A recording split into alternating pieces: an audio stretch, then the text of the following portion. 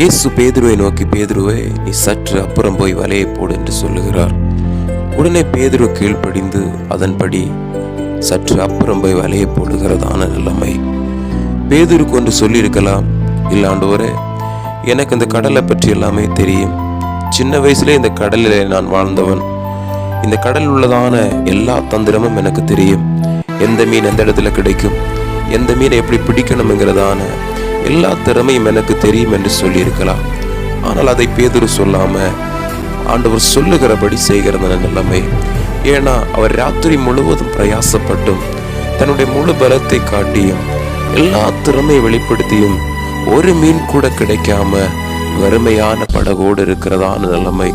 ஆனால் கர்த்தர் சொன்ன அந்த வார்த்தையின்படி அவர் கீழ்ப்படிந்து வலையை போட்டு திரளான மீன்களை பிடித்து அவர் படகை நிரப்பினாராம்.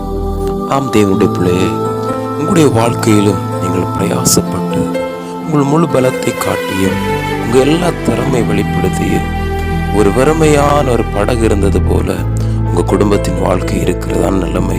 நீங்கள் எவ்வளவுதான் கஷ்டப்பட்டும் எந்த ஒரு நன்மையும் இல்லாமல் வறுமையாக இருக்கப்படுகிறதான நிலைமை. அதில் கர்த்தர் சொல்லுகிறார், நீ என்னுடைய வார்த்தையின்படி நீ கீழ்ப்படிந்தால், நான் சொல்லுகிறபடி நீ செய்தால், நான் உன்னுடைய வறுமையான இந்த வாழ்க்கையை நன்மைகளால் நிரப்பி செழிப்பை உனக்கு கொடுத்து தேசத்தின் மத்தியில நான் உன்னை உயர்த்தி வைப்பேன் என்று சொல்லி கர்த்தர் சொல்கிறார்.